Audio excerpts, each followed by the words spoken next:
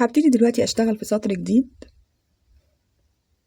هعمل سلسلة والف المفرش واروح على تاني سلسلة تقابلني واعمل منزلقة، وبعدين 2 سلسال ارتفاع السطر الجديد، وبعدين ادخل في نفس الفراغ تاني واشتغل عمودين، ادي 1 2. هبتدي بقى اشتغل على الاعمدة اللي هتقابلني دي، بس هشتغل على 5 اعمدة، يعني هزود عمود.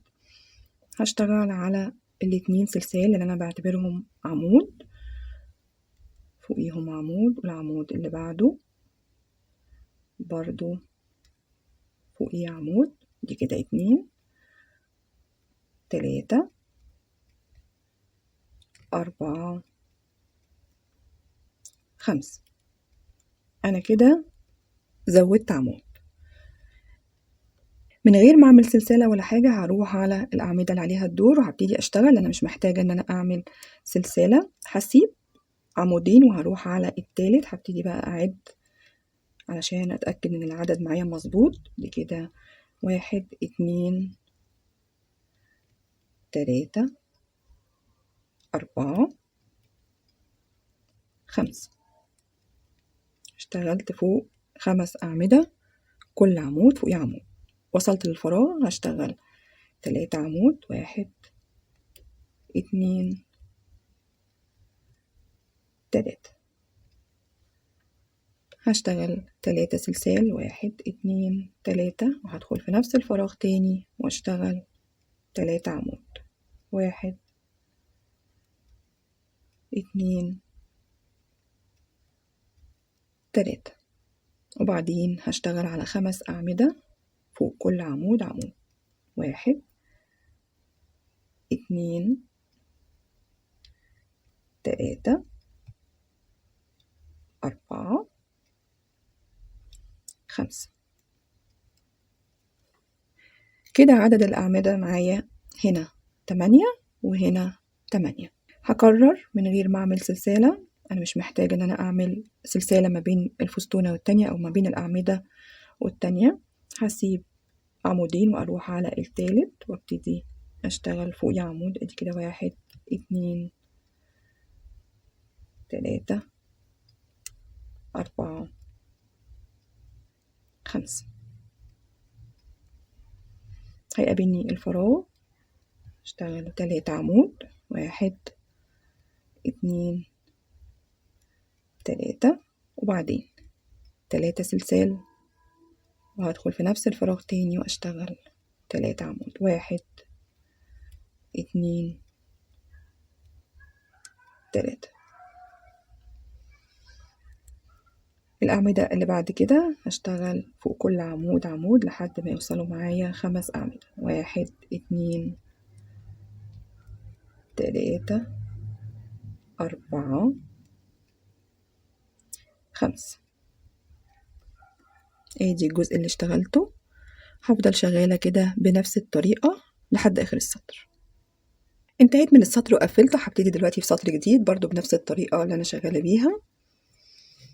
ألف كده المفرش، وبعد ما أعمل سلسلة وأروح على تاني سلسلة وأعمل منسلقة، وبعدين 2 سلسال ارتفاع السطر الجديد، وأقلب المفرش تاني وابتدي أشتغل في الفراغ هنا 2 عمود، 1 2. هبتدي بقى أشتغل على الأعمدة اللي قدامي، بس هزود عمود علشان يكون عددهم كلهم 9 كده. 1 2 3 4 5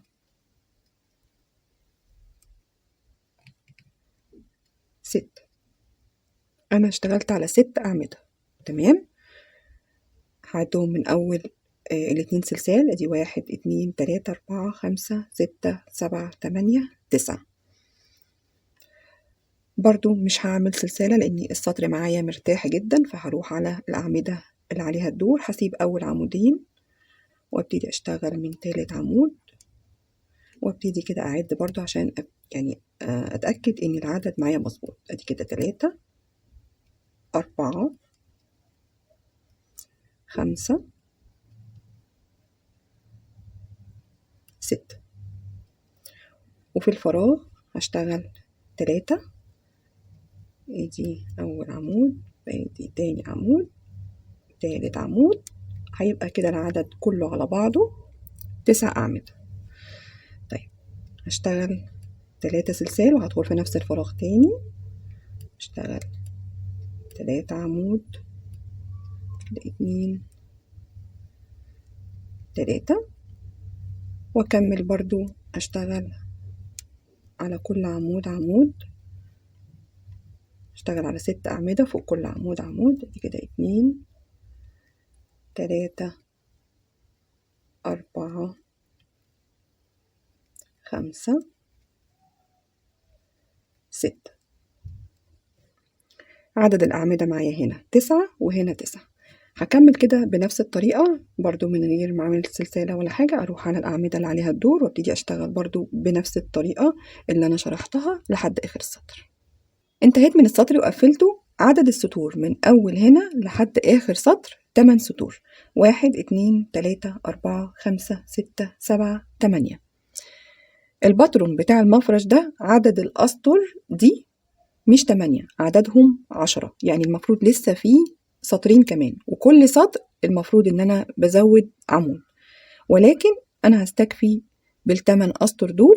لو حابة ان انتي تزودي كمان سطرين على حسب المقاس اللي انتي محتاجاه. المفرش ده بعد ما يخلص على ال8 سطور دول، ولسه في السطور بتاعة التقفيل في الاخر، هيبقى قطر المفرش 42 سنتي. لو انت عايزة القطر يكون أكبر من 42 سنتي ممكن تعملي كمان السطرين، لكن أنا بالنسبة لي خلاص أنا هستكفي بالثمان أسطر دول، وهبتدي دلوقتي أشتغل في ال3 سطور اللي فاضلين. بعد ما قفلت السطر كده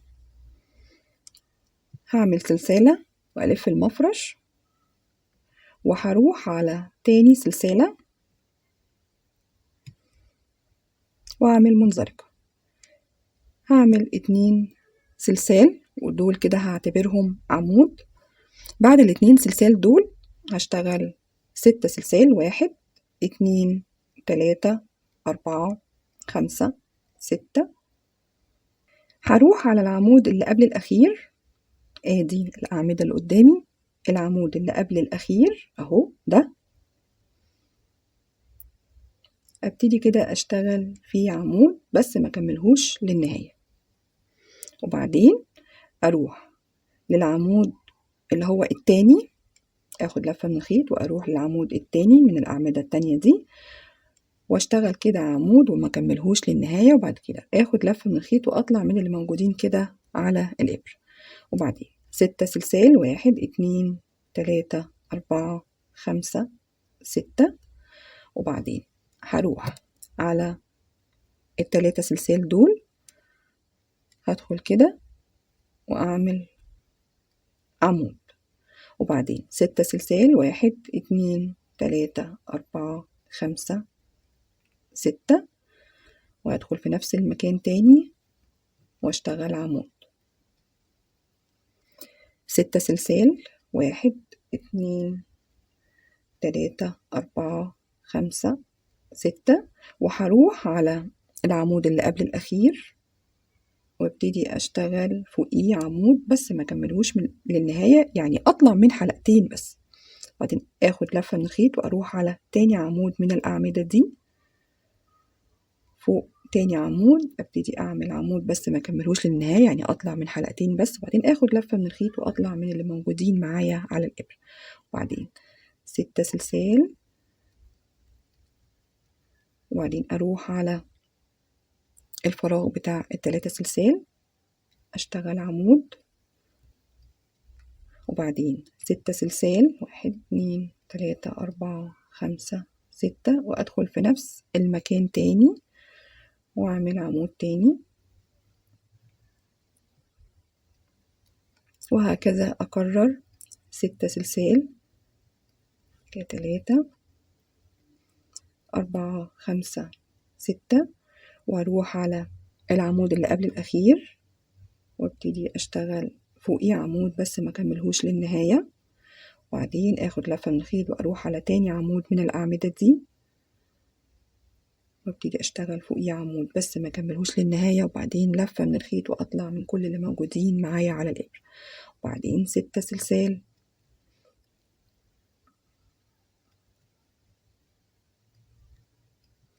واروح على الفراغ اللي هيقابلني اشتغل في الاول عمود، وبعدين 6 سلسال 1 2 3 4 5 6، وادخل في نفس الفراغ تاني اشتغل عمود، وبعدين اكرر كده بنفس الطريقة 6 سلسال، اروح على العمود اللي قبل الاخير واشتغل فوقيه عمود بس ما كملهوش للنهاية، وبعدين اروح على تاني عمود من الناحية التانية واشتغل فوقيه عمود بس ما كملهوش للنهاية، وبعدين لفة من الخيط واطلع من كل اللي موجودين على الابرة، واكرر كده 6 سلسال، بعدين ادخل في الفراغ ادي عمود، وبعدين 6 سلسال وادخل في نفس الفراغ تاني واشتغل عمود تاني، وهكذا اكرر بنفس الطريقة اللي انا شرحتها في الجزء ده. اوريكم كده الجزء ده شكله ايه اهو.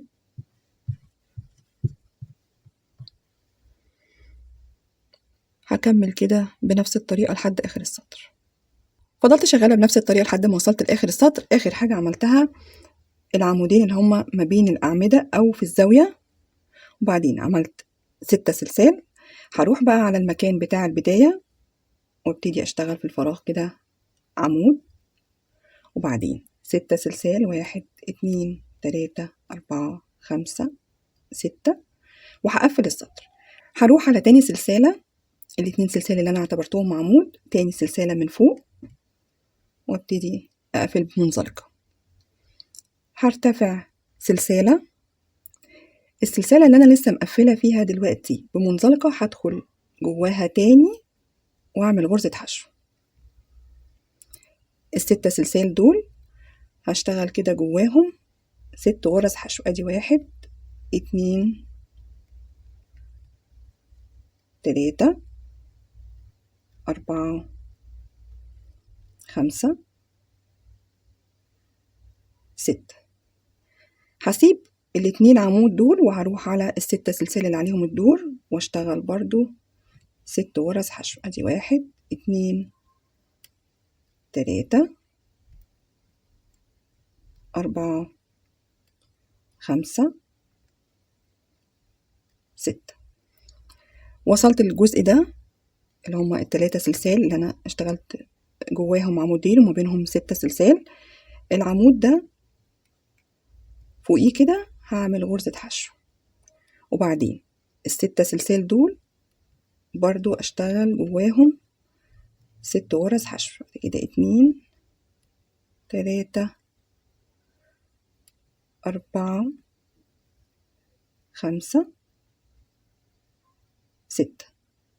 هيقابلني بعد كده العمود هشتغل برضو فوقيه غرزة حشو. هيقابلني بعد كده ال6 سلسال دول اشتغل جواهم 6 غرز حشو، كده 2 3 4 5 6. بعد كده ال6 سلسال دول هروح عليهم واشتغل برضو 6 حشو، وطبعا العمود ده والعمود ده مش بشتغل فوقيهم حاجة. اروح كده على الفراغ اللي بعد كده واشتغل حشو. انا كده اشتغلت 3 4 5 6. وصلت للعمودين اللي ما بينهم 6 سلسال. فوق العمود بعمل غرزة حشو، وجوه ال6 سلسال دول اشتغل 6 حشو، كده 2 3 4 5 6. وصلت للعمود التاني بشتغل فوقيه برضو غرزة حشو، وهكذا هفضل شغالة بنفس الطريقة. ال6 سلسال دول اشتغل جواهم 6 غرز حشو، وبعدين اسيب العمودين دول واروح على ال6 التانيين دول واشتغل برضو جواهم 6 حشو، وبعد كده اما اوصل للعمود اشتغل فوقيه غرزة حشو، وهنا 6 حشو، وهنا برضو غرزة حشو، وهكذا لحد اخر السطر. فضلت شغالة بنفس الطريقة لحد ما وصلت لاخر السطر.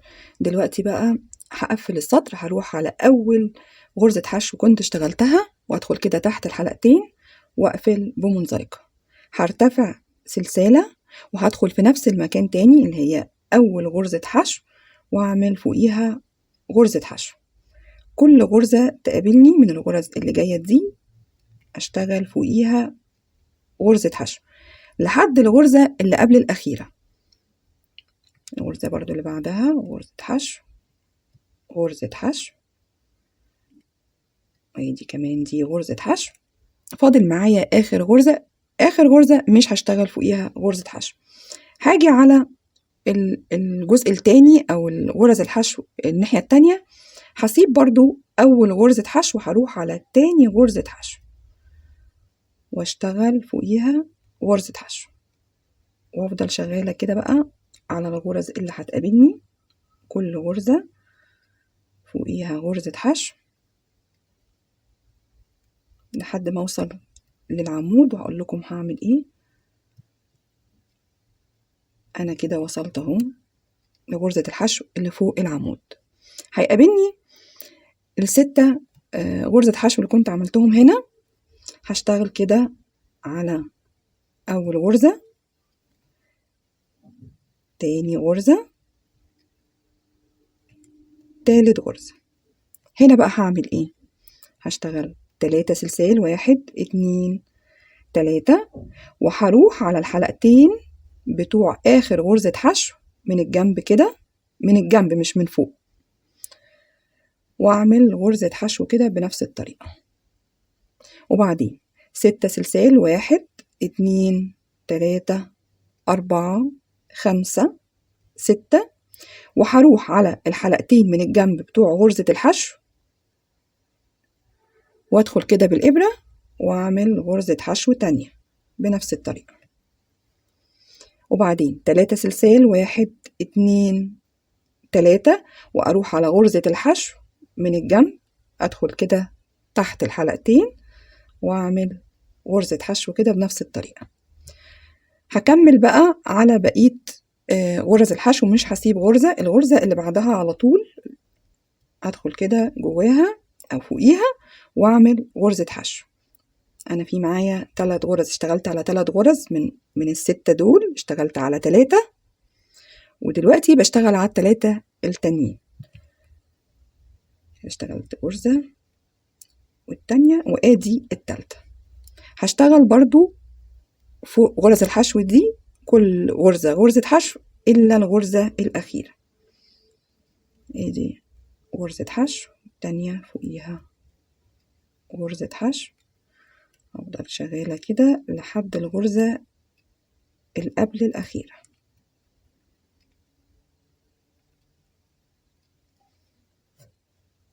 فاضل معايا الغرزة الأخيرة مش بشتغل فوقيها. هروح على تاني غرزة من ال6 دول، هسيب أول غرزة حشو، تاني غرزة حشو، أشتغل فوقيها غرزة حشو، وابتدي بقى إيه أشتغل فوق كل غرزة غرزة لحد ما أوصل للعمود.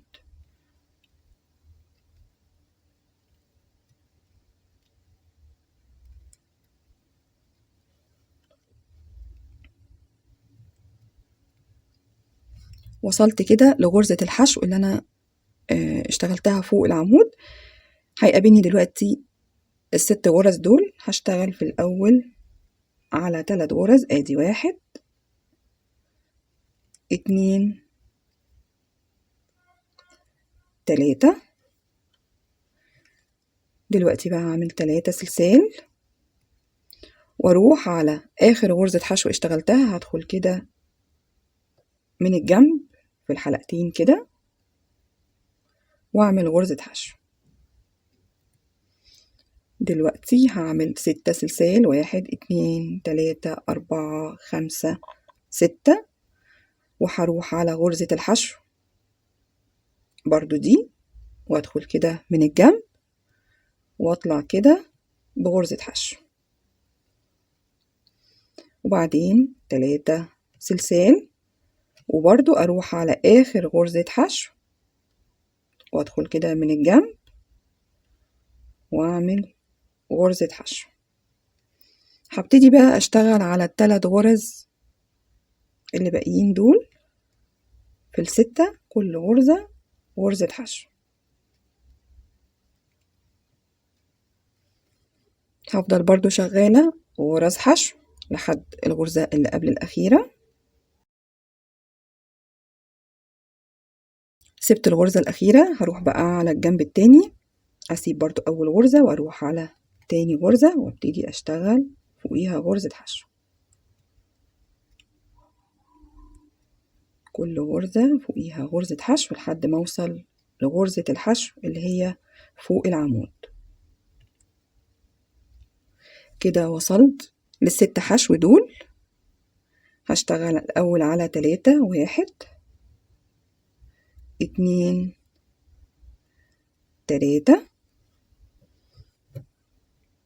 بعد كده هعمل 3 سلسال، 1 2 3، غرزة الحشو دي هدخل كده من الجنب على الحلقتين واعمل غرزة حشو، وبعد كده هعمل 6 سلسال، 1 2 3 4 5 6، وهروح برضو على غرزة الحشو من الحلقتين اللي في الجنب واشتغل غرزة حشو، وبعدين 3 سلسال، 1 2 3، وبرضو هروح على غرزة الحشو من الجنب كده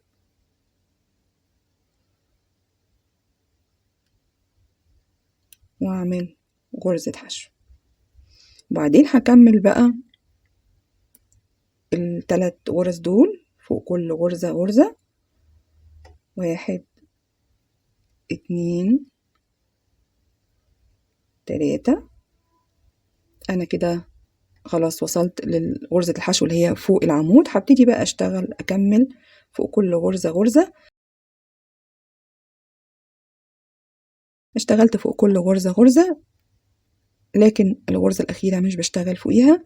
هروح على الغرز الحشو الناحية التانية، هسيب أول غرزة وهروح على تاني غرزة وابتدي أشتغل برضو من بدايتها كده، وأكمل كده بنفس الطريقة اللي شرحتها في الجزء ده.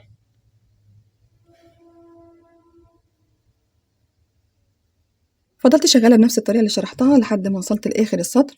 آخر حاجة اشتغلتها السلاسل، وبعد كده غرزة حشو، وادي كده مكان البداية.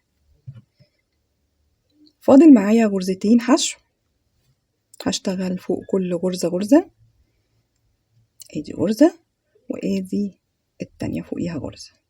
خلاص كده دي آخر غرزة معايا في السطر. هجيب المقص واسيب مسافة من الخيط واقص واسحب الفتلة دي كده بنفس الطريقة. تمام. هجيب إبرة التنظيف وألضم كده الفتلة في الإبرة، وبعدين هروح بالإبرة على أول غرزة اشتغلتها في السطر تحت الحلقتين كده بنفس الطريقة، وأدخل بالإبرة وأسحب كده بنفس الطريقة، وبعدين أرجع تاني لآخر غرزة أدخل كده جوه الحلقتين بنفس الطريقة.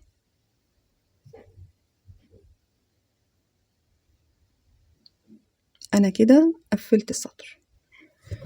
الفتلة اللي معايا دي همررها بقى ما بين الغرز.